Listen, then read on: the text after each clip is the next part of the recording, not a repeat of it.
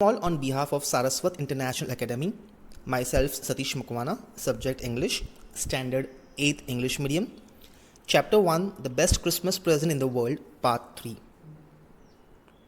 So students, in the last session, in the chapter, the best Christmas present in the world, we saw the narrator, Mr. Michael, was reading the letter, okay, and the letter was written by Mr. Jim Macpherson, who was the leader in the British Army, okay, and a common name that was used in the army, okay, for the soldiers was Tommy, and Fritz was a common name used in the German, for the German soldiers, and the letter was written to his wife, Connie.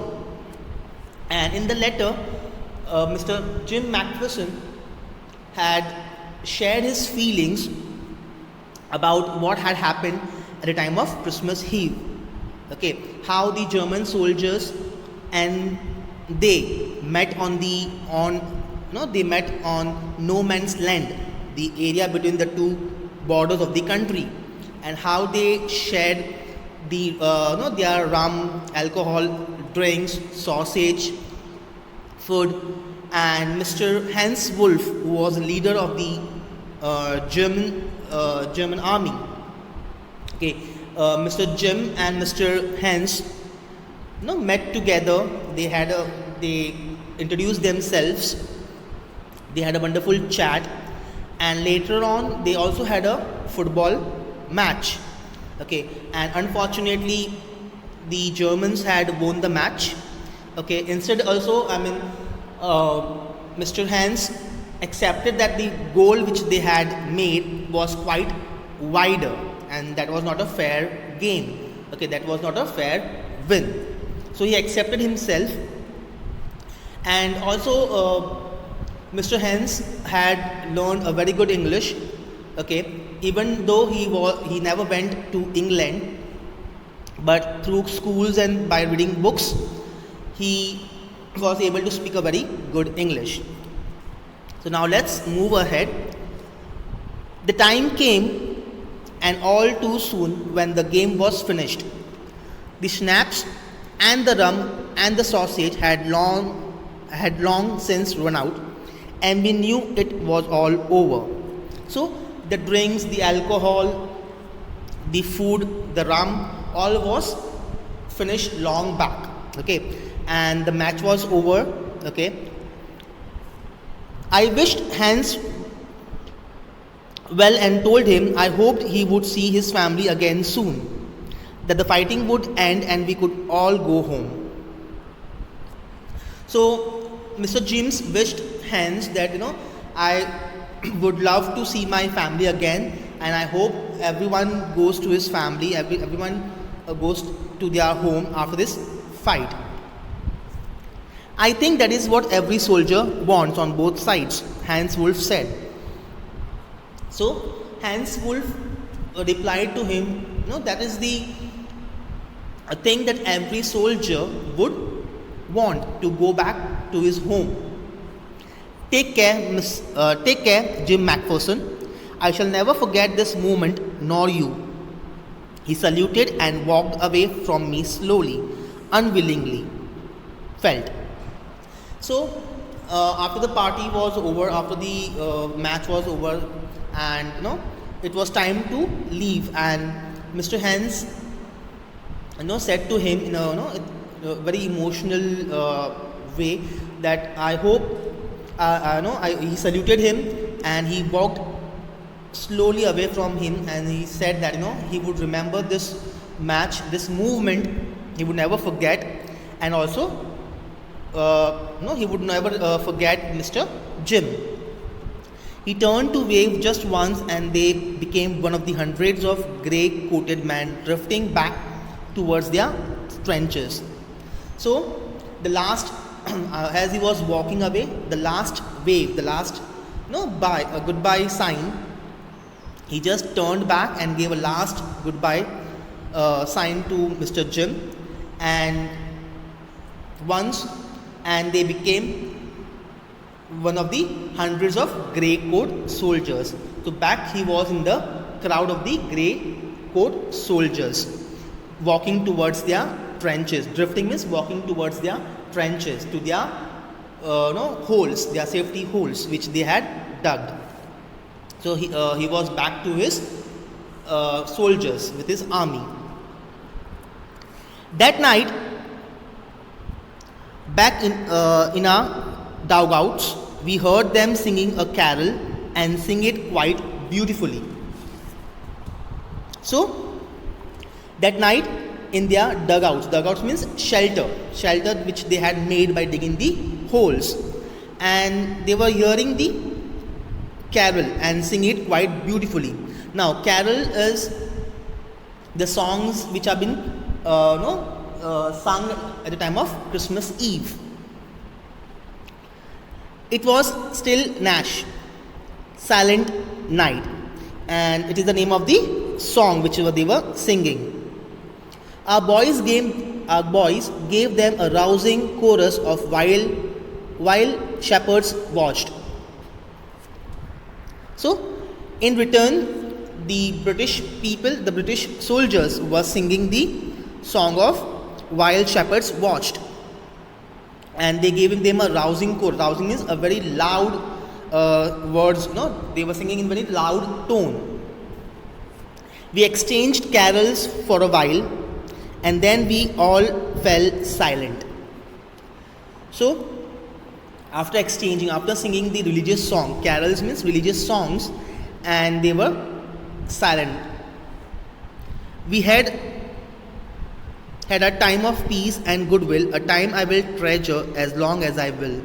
So, in the letter, Mr. Jim is sharing to his wife that he had a very good time of peace and goodwill that he will never forget as long as he live. He will always treasure, he will always keep it in his mind. So, dearest Connie, by Christmas time next year, this war will be nothing but a distant and a terrible memory. I know from all that happened today how much both armies long for peace. We shall be together again soon, I am sure of it. Your loving Jim. So here, what is Mr. Jim is trying to say that next year, this Christmas time, it would be nothing but a distant and a terrible memory. Okay, because obviously there would be a fire, people would die, soldiers would die. So it would be a very terrible memory. And he knew that the time which they had, both the armies were together. Okay, and they also felt that to have a peace between them. Okay, so we shall be together again once, I am sure of it. So he was believing that after this war is over, after this, everything is over, we shall once be together soon. I am sure of it. He was sure of it. Your loving Jim. I folded the letter again and slipped it carefully back into its envelope. I kept awake all night. By morning, I knew what I had to do. I drove into Brickport, just a few miles away. I asked a boy walking his dog where Copper Beaches was. So, I folded the letter again. Now, I means the narrator. Okay, so he folded the letter again and he kept it very carefully back into the envelope. And he was awake the whole night. Why? Because obviously this letter was meant to Jim's wife, Connie. And as the letter was found in the secret drawer in the top roll desk, the letter was not delivered to his wife. Okay, so the next morning what he did, he drove into Brickport. He went to the England, Brickport, just a few miles away. I asked a boy walking his dog where Cooper Beach was. So there was a boy who was who was walking with his dog. He asked him where Copper Beaches was. House number 12 turned out to be nothing but a burned out shell. So the house which he was talking about uh, number 12, that was burnt out shell. Burnt out shell means was destroyed by fire. The roof gapping, okay, the roof was destroyed. The windows boarded up. The windows boarded up means it was covered with wooden boards, the windows. I knocked the house next door and asked if anyone knew whereabouts of a Miss Macpherson. So when the narrator was there, as he found the house number 12 was burned out, was destroyed by fire, he went in the neighborhood, he knocked the neighbor's house and he asked about Miss Macpherson, like, where she would be, right now, where can he find Miss Macpherson? Oh yes, said the old man in his sleepers. He knew her well. A lovely lady, he told me, a bit muddle-headed, but at her age she was entitled to be, wasn't she? So a man came out from the house and he was in his sleepers and he knew Miss Macpherson very well. Okay, and he told him that, he told the narrator that she was quite confused kind of a lady. Muddle-headed means a confused kind of a lady. Obviously, at her age, she has to be the way she was. So might be she would be very old, and at that age of time, people are confused. Okay, old age, they are confused. 101 years old. So she was 101 years old. She had been in the house when it caught fire. No one really knew how the fire had started, but it could well have been candles. She used candles rather than electricity because she always thought electricity was too expensive. So when the fire was caught, she was in the house and she was using candles for light, as she was not using electricity because that was much expensive. Might be at that point of time her condition was not wouldn't be well.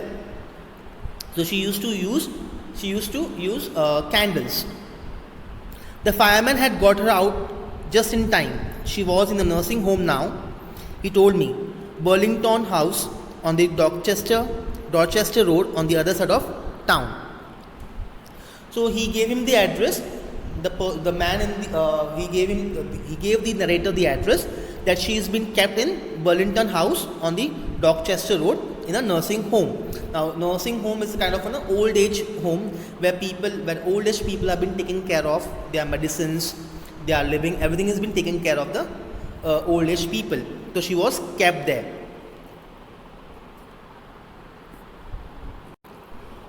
So I found Burlington House nursing home easily enough. There were paper chains up in the hallway, and a lighted Christmas tree stood in the corner with a lopsided angel on top. So he easily found the address, okay, which he was looking for, and when he entered, there were paper chains up in the hall, and a lighted Christmas tree stood in the corner with a lopsided angel. Lopsided means in the crooked way, okay, with one side lower. I said I was a friend come to visit Miss Macpherson to bring her Christmas present.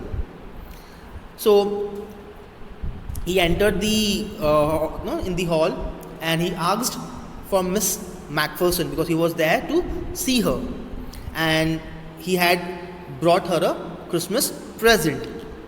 I could see through into the dining room where everyone was wearing a paper hat and singing. So obviously it was a Christmas Eve, so people were gathered in the dining room and they were wearing hat and they were singing carol songs. Happy enough to see me, she even offered me a mince pie. She walked me along the corridor. So everyone were looking happy. They were singing songs, and even the lady offered him a mince pie. Mince pie is a sweet dish which is made on occasion like Christmas. So she offered him the mince pie.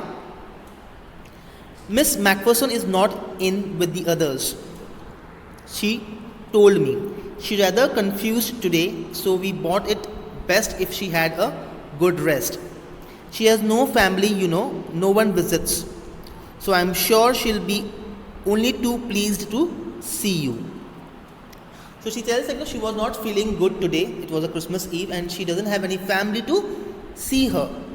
So what they thought is we would put her to rest, to take a good rest. So if she if she comes to know that someone is there to visit her, she would be very pleased. She would be very happy to see you. She took me into a conservatory with wicked chairs and potted plants all around and left me. So where Miss Macpherson was sitting in a conservatory room. Conservatory room is a room of glass roof and walls, specially kept for the leaves, plants to grow. So she was kept in that particular room where plants all around, there were plants. So the lady was sitting in a wheelchair, her hands folded in a lap. She had a silver white hair, means obviously she was grown old. She was 101 years old. Her white was like silver color, and she had silver white hair pinned into a wispy bun. She was gazing out at the garden. Gazing means she was looking out at the garden. Hello, I said. She turned and looked up at me vacantly. Vacantly means in a surprised manner. Where she doesn't knew him, and he was a stranger. So she looked at him in a very strange manner, in a surprising manner. Happy Christmas, Connie, I went on. I found this. I think it's yours. As I was speaking, her eyes never left my face.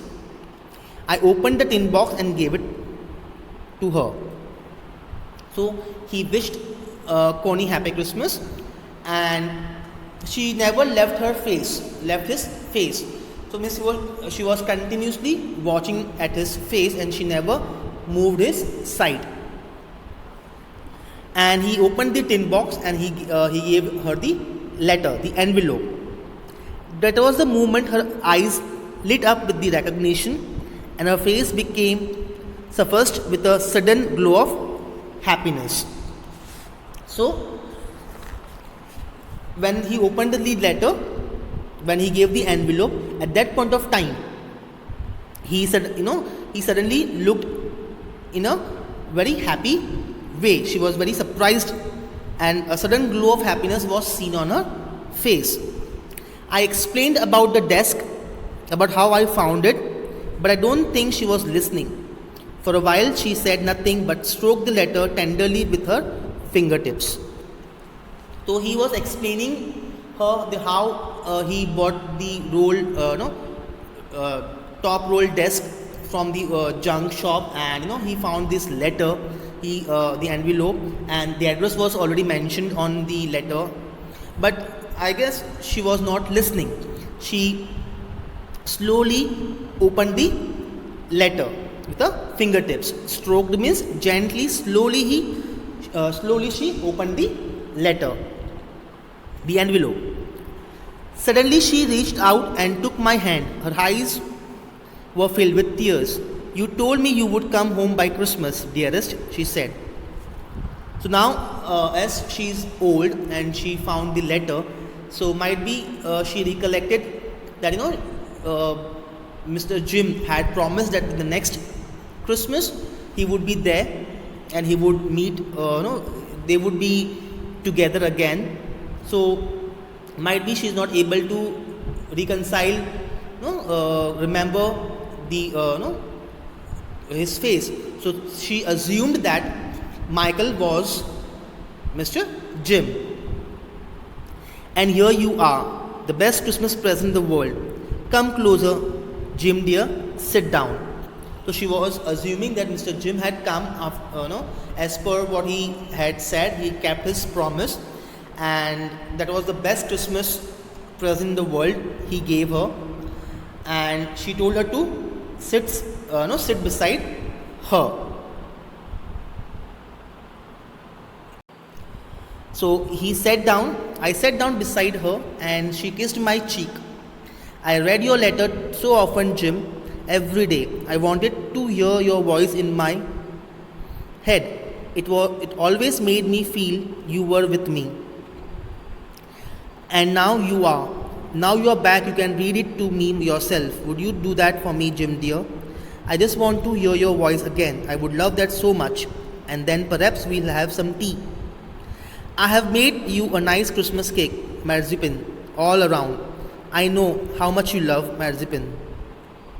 So at the end, he sat down beside her. She kissed his cheek, and she told him that how often she used to read the letter. Every day she used to read his letter, and always she felt that you are around her.